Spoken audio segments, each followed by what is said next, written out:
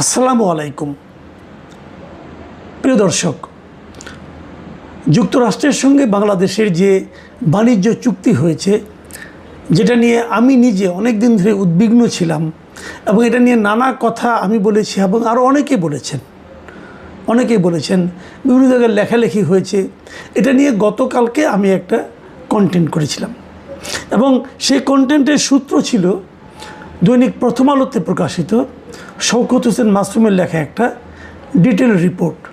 এবং সেই কন্টেন্টের শেষ দিকে আমি বলেছিলাম যে মাসুম সাহেবের এটা ছিল প্রথম রিপোর্ট, এরপরে উনি আরও একটা রিপোর্ট বিশ্লেষণ করে করবেন এবং আপনাদের সবাইকে সেটা আমি পড়ারও অনুরোধ করেছিলাম। আমার ধারণা আপনারা পড়েছিলেন এবং আমিও পড়েছি এবং আমি পড়ার পর আমার কাছে মনে হয়েছে এই বিষয়টা নিয়ে আপনাদের সঙ্গে শেয়ার করা উচিত। একই বিষয়, প্রায় একই রকম বিষয়, তারপরেও আমি কেন শেয়ার করতে চাচ্ছি সেই বিষয়টা আপনারা আমার এই অনুষ্ঠানটা যদি পুরোটা শুনেন তাহলে বুঝতে পারবেন। কিন্তু মাসুম সাহেবের ওই রিপোর্ট নিয়ে আলোচনা করার আগে আমি বরং কালকে যে কন্টেন্ট আমি করেছিলাম সেই কন্টেন্টের উপর প্রচুর দর্শক নানা ধরনের মন্তব্য করেছেন। আমি সেই মন্তব্য থেকে জাস্ট এক জায়গার থেকে র্যান্ডমলি আমি পরপর 3টা মন্তব্য নিয়েছি। সেই মন্তব্যগুলো নিয়েও আমি একটু আলোচনা করতে চাই। যেমন একটা মন্তব্য লিখেছেন উত্তম আকাশ, তিনি লিখেছেন, ভাইজান এই চুক্তি যেদিন বাতিল করবে সেই দিনই এই সরকার পতন হবে, আপনি লিখে রাখেন 100% গ্যারান্টি। দ্বিতীয় মন্তব্যটা লিখেছেন মেড ফর মাইন্ড, তিনি লিখেছেন 54 বছর ধরে যারা দেশ বিক্রির জিকির করত তারাই দেশটা বেচে দিল। এবং 3 নম্বর মন্তব্যটা যেটা পড়ছি আমি, গিয়াসউদ্দিন, তিনি লিখেছেন আমাদের দেশের স্বার্থে এই চুক্তি অবিলম্বে বাতিল করা হোক। আমি এই 3টা মন্তব্য নিয়ে একটু কথা বলি। আমি নিচের দিক থেকে পড়ি। গিয়াসউদ্দিন যেটা বলেছেন এই চুক্তি বাতিল করা হোক, আমি ওনার সঙ্গে একদম একমত যে এই চুক্তি ভাই আমাদের দেশের জন্য বিশাল ক্ষতির কারণ হতে পারে, এই চুক্তি বাতিল করা জরুরি। দ্বিতীয় যে মন্তব্যটা যে 54 বছর ধরে যারা দেশ বিক্রির জিকির করত তারাই দেশটাকে বিক্রি করে দিল, এই কথাটা কিন্তু ইন্টারেস্টিং। এই কারণে দেখুন এই চুক্তিটা কে করেছিল? অন্তর্বর্তীকালীন সরকার, ডক্টর ইউনূসের সরকার। তারা কিন্তু এসেই বলছিল যে মানে ইন্ডিয়ার কাছে আমাদের দেশটাকে বিক্রি করা দেওয়া হয়েছে এবং সেই কাজটা করেছে শেখ হাসিনা সরকার। ঠিক আছে, তাহলে দেশ বিক্রি একটা মন্দ কাজ, খারাপ কাজ, তা আপনারা করলেন কেন? এই প্রশ্নটা কিন্তু করেছে যে তাহলে এই কাজটা আপনারা করলেন কেন? এবং ভারতের কাছে আওয়ামী লীগ কীভাবে দেশ বিক্রি করেছে তার কিন্তু প্রমাণ আপনারা গত যে 1.5 বছর আপনার দায়িত্বে ছিলেন আপনারা দিয়ে দিতে পারেন নাই। প্রথমত, যদি ভারতের সঙ্গে সে ধরনের কোনো দেশ বিক্রি ধরনের চুক্তি আওয়ামী লীগ করে থাকে সেই চুক্তি আপনারা বাতিল করতেন। আপনারা কোনো চুক্তি বাতিলও করতে পারেননি। মাঝখান থেকে আপনাদের এক উপদেষ্টা আসিফ মাহমুদ সজীব ভুইয়া উনি একবার একটা তালিকা দিলেন, দিয়ে বলেন যে এই চুক্তি আমরা বাতিল করেছি। পরে দেখা গেলো যে পররাষ্ট্র বিষয়ক যিনি উপদেষ্টা ছিলেন তৌহিদ হোসেন, উনি বললেন যে ওই ধরনের কোনো চুক্তি ভারতের সঙ্গে আমাদের কখনোই হয় নাই। মানে আসিফ মাহমুদ সজীব ভুইয়া পুরাই হাওয়ার উপরে একটা মেরে দিয়েছেন।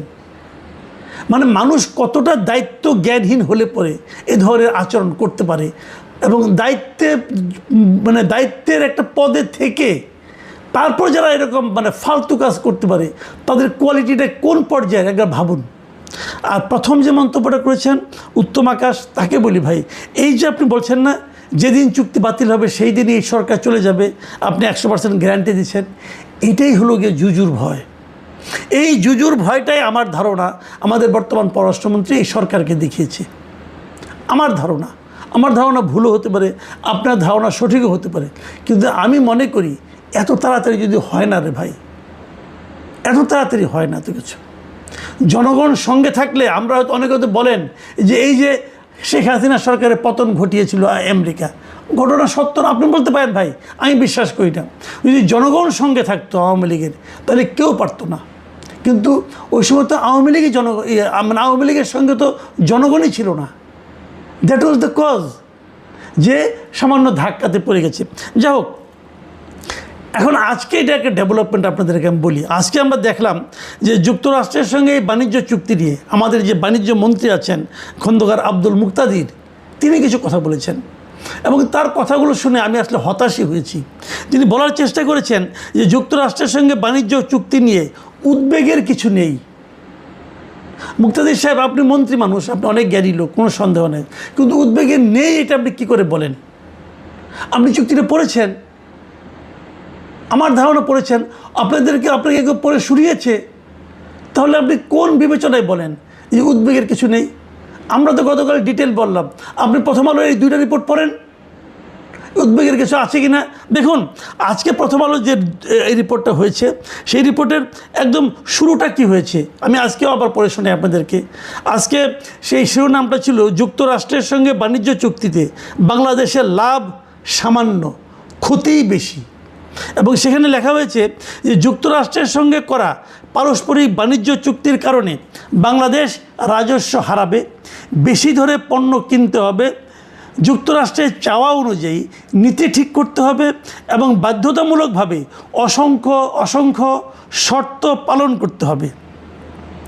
বিপরীতে এই চুক্তির ফলে যুক্তরাজ্যের বাণিজ্য বাড়বে, নিজের ভূরাজনৈতিক কৌশল অনুযায়ী বাংলাদেশকে নীতি নিতে বাধ্য করতে পারবে এবং এর বিনিময়ে বাংলাদেশকে তেমন কোনো ছাড় দিতে হবে না। সব মিলিয়ে এই চুক্তির ফলে বাংলাদেশের লাভ অতি সামান্য, ক্ষতি বেশি।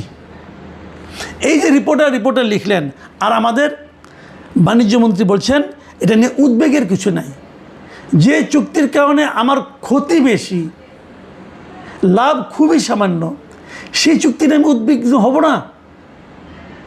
আমি মুক্তাদির সাহেবের কথা শুনে হতাশ। আমি বুঝতে পারি না উনি আমাদের বাণিজ্যমন্ত্রীর দায়িত্ব নিয়েছেন, উনি আসলে কার পক্ষের লোক?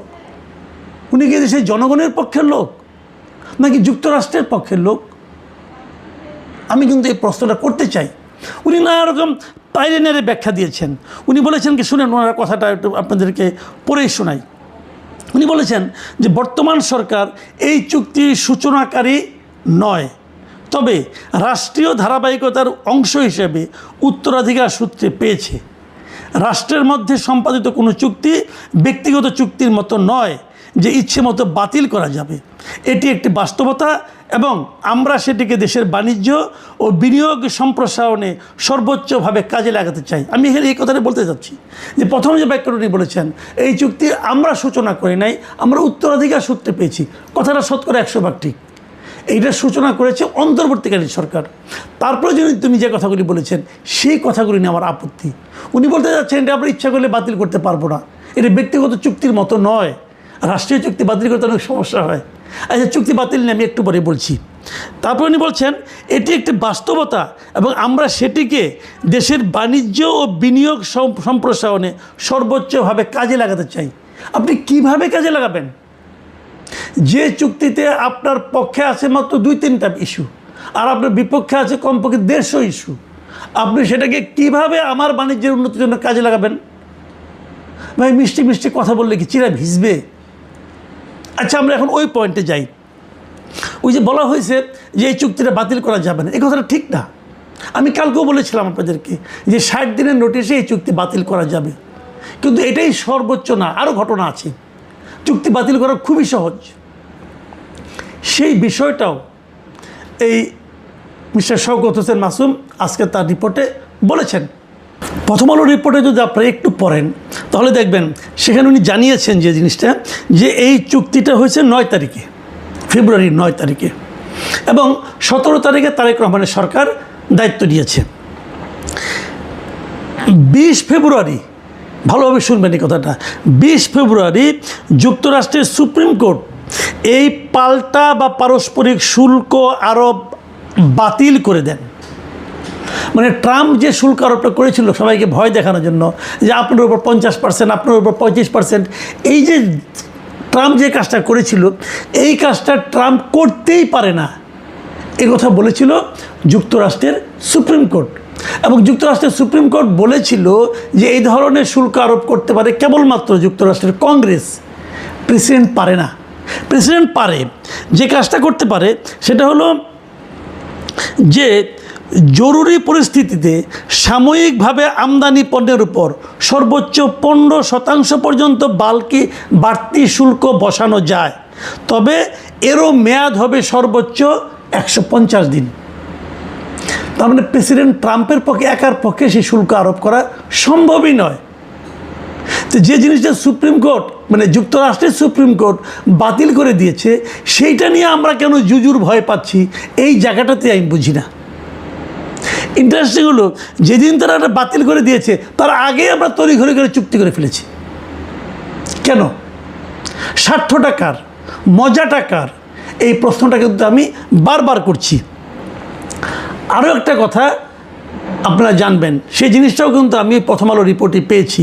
সেখানে উনি বলেছেন, আমি যে কথা বলেছিলাম সেটাই ওনারা আরও ক্লিয়ার করে লিখেছেন। সেখানে লেখা হয়েছে যে এই চুক্তিটা কিন্তু আসলে এখনও কার্যকর হয়নি। যুক্তরাষ্ট্রের কর্মকর্তারা কিন্তু বাণিজ্য মন্ত্রণালয় অমুক তমুক সঙ্গে দৌড়াদৌড়ি করতেছে চুক্তিটা কার্যকর করার জন্য, কিন্তু এটা এখনও কার্যকর হয় নাই। কার্যকর হওয়ারও একটা নিয়ম আছে। সেই নিয়মটা হলো যে চুক্তিতেই বলা আছে যে দুই পক্ষ